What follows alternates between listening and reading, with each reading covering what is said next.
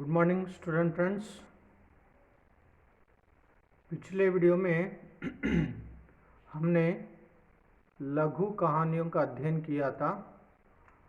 इसको आगे बढ़ाते हुए इस वीडियो में गिरीश पंकज जो हमारे सिलेबस में जिनका अध्ययन के लिए जो लघु कहानियों को रखा गया है उनका अभी हम देखेंगे, अध्ययन करेंगे या पढ़ेंगे। गिरीश पंकज का जन्म 1 नवंबर 1957 को हुआ। माफिया, स्टिंग ऑपरेशन, मीडिया नमः, मीडियाय नमः और एक गाय की आत्मकथा व्यंग्य संग्रह सहित 2 कहानी संग्रह, एक लघु कथा संग्रह, ईश्वर की प्रतीक्षा तथा 8 उपन्यास इनके प्रकाशित हैं। व्यंग्यश्री सम्मान, अट्ठहास सम्मान, माखनलाल चतुर्वेदी सम्मान इनको प्राप्त है। तो इनसे लिखित जो यहाँ पर हमारे सिलेबस में 2 लघु कहानियों को दिया गया है, अभी इस वीडियो में उन कहानियों का हम अध्ययन करेंगे। पहली जो लघु कहानी है हार्ट अटैक, अभी इसका अध्ययन करेंगे। देखिए, 2 व्यापारी थे, राम प्रसाद और शिवदयाल। उनकी अगल बगल दुकानें थी, मतलब 2 यहाँ पर 2 व्यापारी रहते हैं, राम प्रसाद और शिवदयाल। तो उनके अगल बगल में भी बहुत सी दुकानें होती हैं। एक दिन राम प्रसाद ने एक और दुकान खरीद ली। तो राम प्रसाद क्या करता है, एक दिन और एक दुकान खरीद लेता है। राम प्रसाद, शिवदयाल को यह बात नागवार गुजरी। नागवार गुजरी मतलब अच्छा नहीं लगना उसको, हमने इष्टा गुजला या क्या है, जलने लगता है। तो शिवदयाल को यह बात नागवार गुजरी, सोचने लगा। तो वह सोचने लगता है, क्या राम प्रसाद मुझसे ज़्यादा पैसे वाला हो गया? राम प्रसाद मुझसे ज़्यादा पैसे वाला हो गया। अब शिवदयाल राम प्रसाद को तरह तरह से परेशान करने लगा। राम प्रसाद और एक दुकान खरीद लेता है, उसे देखकर वह सहन नहीं कर पाता है। शिवदयाल वह क्या करता है, तरह तरह के क्या है उसे परेशान करने लगता है। ये नल्ला तोंदरे उंटवाण। एक दिन थाने जाकर झूठी रिपोर्ट तक लिखवा दी कि राम प्रसाद ने उसे जान से मारने की धमकी दी है। तो उसे तरह तरह से क्या है वह सताने लगता है, परेशान करने लगता है। अंत में जाकर वह क्या करता है, पुलिस स्टेशन में जाकर रिपोर्ट करवाता है कि उसने मेरी हत्या करने की धमकी दी है। शिवदयाल के झगड़ालूपन के कारण कोई उससे बात करना पसंद नहीं करता। शिवदयाल जो है अक्सर सबसे वह झगड़ता रहता है, झगड़ालू स्वभाव, झगड़ा स्वभाव व्यक्ति। तो उससे वह झगड़ालू स्वभाव वाला है, तो इसीलिए क्या है उसके आसपास के जो भी लोग होते हैं वे उससे पसंद नहीं करते, उससे बात नहीं करते, उसे पसंद किए बिना वह अपने आप रह जाते हैं। एक दिन शिवदयाल को दिल का दौरा पड़ा। एक दिन क्या होता है, दिल का दौरा पड़ा, हार्ट अटैक हो जाता है। कोई भी उसकी मदद के लिए सामने नहीं आया, क्योंकि पहले ही उसे कोई भी पसंद नहीं करते हैं और वो झगड़ालू स्वभाव का आदमी है। इसलिए जब शिवदयाल को हार्ट अटैक होता है तब उसकी मदद करने के लिए कोई भी नहीं आते, ಅವನಿಗೆ हेल्प ಮಾಡಲಿಕ್ಕೆ यारो बरदिला। तभी राम प्रसाद को पता चला तो वह फौरन दौड़ा। राम प्रसाद को यह पता चलता है कि शिवदयाल को हार्ट अटैक हुआ है, वह फौरन दौड़ा, तुरंत वह दौड़ दौड़ करके आता है। वे अंदर बेग बर्तन उसके पास आता है, अपनी कार में बिठाकर अस्पताल में भर्ती करा दिया। तो तुरंत वह राम प्रसाद को हार्ट अटैक हुआ है यह खबर सुनते ही वह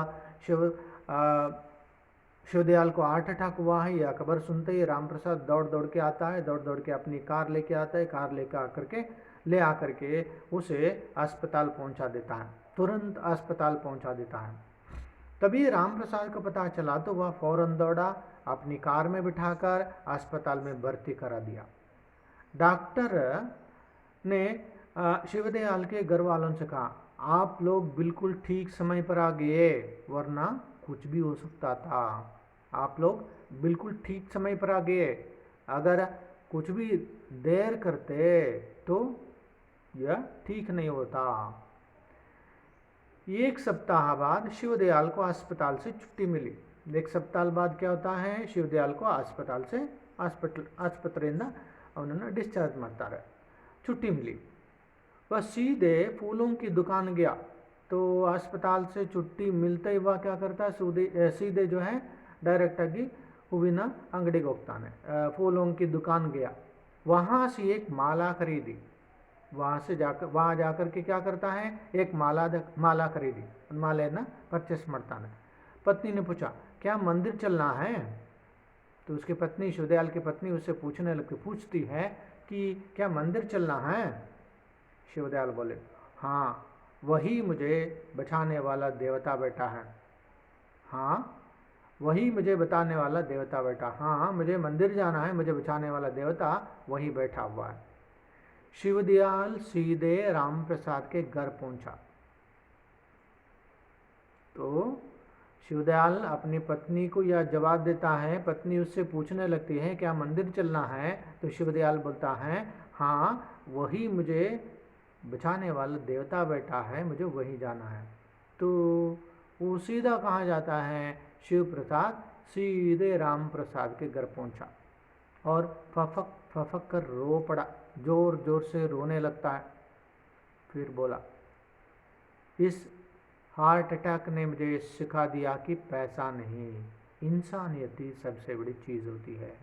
यह मुझे जो हार्ट अटैक हुआ था, इसने मुझे सिखा दी है कि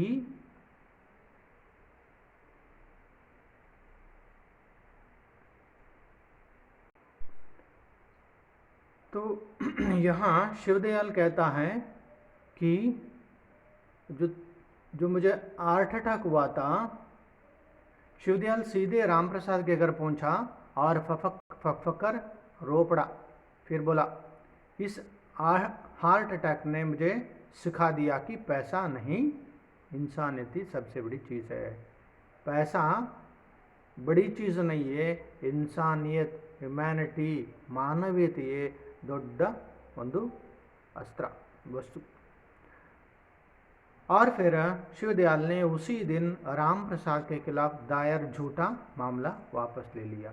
तो उस दिन वह क्या करता है, शिव प्रसाद पर जो झूठा मामला जो है दायर केस फाइल ಮಾಡಿದ ಸುಳ್ಳು आरोप केस ಏನುಂಟು वह उसे वापस ले लेता है। तो इस प्रकार इस कहानी के द्वारा लेखक यह बताना चाहते हैं कि यहाँ पर हमें पैसा या संपत्ति कोई महत्व का नहीं होता है, हमें मानवीयता महत्व का होता है, उसे हमें ज़्यादा महत्व देना चाहिए। पैसा और किसी अन्य जो मामले जो होते हैं, विषय जो होते हैं, विषयों को हमें ज़्यादा महत्व देना नहीं चाहिए। तो इस प्रकार इस कहानी में, हार्ट अटैक नामक कहानी में हमें यह बताया जाता है कि मानवीयता सबसे श्रेष्ठ चीज़ होती है। तो इनकी और एक छोटी सी कहानी है, उसे हम देख लेंगे। ईश्वर की पूजा। ईश्वर की परम भक्त महिला प्रतिदिन मंदिर जाती थी। ईश्वर की परम भक्त महिला प्रतिदिन मंदिर जाती थी। गर्भवती होने के बाद मंदिर जाना छूट गया। वह गर्भवती हो जाती है, उसके बाद उसका मंदिर जाना छूट जाता है, माने जा नहीं पाती है। 9 महीने बाद उसने एक विकलांग शिशु को जन्म दिया। 9 महीने के बाद क्या होता है, एक विकलांग शिशु माने हैंडीकैप जो कहते हैं, फिजिकली चैलेंज्ड, वो शिशु को वह जन्म देती है। पति दुखी हो गया, मगर महिला खुशी खुशी उसके पालन पोषण में लगी रही। पति दुखित हो जाते हैं कि मेरा बेटा विकलांग है, या जैसे कि मुझे विकलांग बेटा पैदा हुआ है, मगर पत्नी क्या करती है, खुशी खुशी उसकी देखभाल करने लगती है। फिर उसने मंदिर जाना छोड़ दिया। एक दिन पति ने पूछा, आजकल मंदिर नहीं जाती? पति ने उस महिला से पूछा, आजकल मंदिर नहीं जाती? जब घर पर ही ईश्वर के दर्शन होने लगे तो मंदिर क्यों जाऊं? जब घर पर ही ईश्वर के दर्शन होने लगे तो मंदिर क्यों जाऊं? मतलब मुझे घर पर ही भगवान का दर्शन हो रहा है तो मुझे मंदिर जाने की कोई ज़रूरत नहीं है। सुनकर भी पति जब कुछ समझा नहीं तो पत्नी ने मुस्कुराकर कहा। तो यह बात सुनकर भी पति जो है समझ नहीं पाता है। तो तब पत्नी मुस्कुराकर कहते हैं, यह शिशु ही अब मेरा ईश्वर है, यह शिशु ही अब मेरा ईश्वर है। यह उत्तर उस महिला के जरिए मिलता है। तो इस छोटी सी लघु एक पैरा में जो कहानी है, इस कहानी में लेखक हमें बच्चों के प्रति किस तरह का बर्ताव होनी चाहिए उसका इस कहानी के द्वारा लेखक उल्लेख करते हैं। तो जैसे कि तुम लोगों को बताया गया है, इसमें 2 तरह के प्रश्न होते हैं। माने इन लघु कहानियाँ जो हैं, लघु कहानियों के अंतर्गत 2 तरह के प्रश्न होते हैं।